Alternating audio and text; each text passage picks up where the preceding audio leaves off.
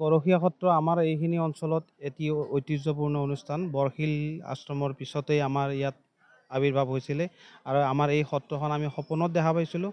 সপোনত দেখাৰ পিছতে আমি ইয়াত এই অনুষ্ঠান কৰিবলৈ আৰম্ভ কৰিছোঁ। আৰু আমাৰ প্ৰথম যিকেইটা বৰ্ষ গৈছিলে, মই প্ৰথম বৰ্ষৰ পৰা সম্পাদক হিচাপে দায়িত্বভাৰ গ্ৰহণ কৰি আছোঁ আজিলৈকে। গতিকে প্ৰথম বৰ্ষকেইটাত আমি অত্যন্ত কষ্ট পাইছিলোঁ। মানুহে আমাক ভেঙুচালি কৰিছিলে এই অনুষ্ঠানত। যেতিয়া মানুহখিনি আহিলে ইয়াত ধৰ্ম কৰিবলৈ ল'লে, সেৱা কৰিবলৈ ল'লে, প্ৰমাণ পালে, তেতিয়া তাৰমানে মানুহখিনিয়ে বুজি উঠিলে যে সঁচাকৈয়ে পানীটেমা গৰখীয়া সত্ৰত মানুহৰ মনৰ কামনা পূৰ্ণ হয়।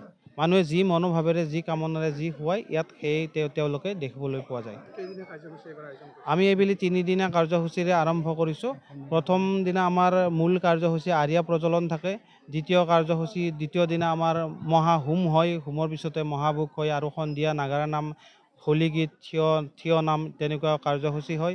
আৰু তৃতীয় দিনা আমি ঘুনুচাৰা যাত্ৰা আৰম্ভ কৰোঁ। ঘুনুচা বাৰীত মহাপ্ৰভুৱে হোলী খেলিবলৈ যায়। তাৰ পৰা ঘূৰি অহাৰ পিছত আমাৰ পুনৰ মহাপ্ৰভুক আমি আগৰ ঠাইত প্ৰতিষ্ঠা কৰি আমি দৌল উৎসৱ সামৰণি কৰোঁ। হয় হয়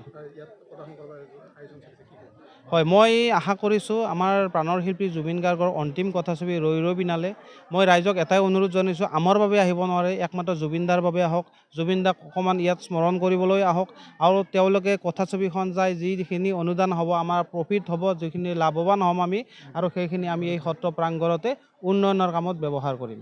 গতিকে মই আশা কৰিছোঁ সমূহ ৰাইজ ওলাই আহক, জুবিনদাক এবাৰ ইয়াতে স্মৰণ কৰক আৰু প্ৰাণৰ শিল্পী জুবিন গাৰ্গৰ এই কথাছবিখন উপভোগ কৰক। অহাকালি আমি প্ৰথম দৰ্শনী সন্ধিয়া ঠিক 6 বজাৰ লগে লগে আৰু দ্বিতীয় দৰ্শনী নিশা ঠিক 8:30 বজাৰ লগে লগে আৰম্ভ কৰিম।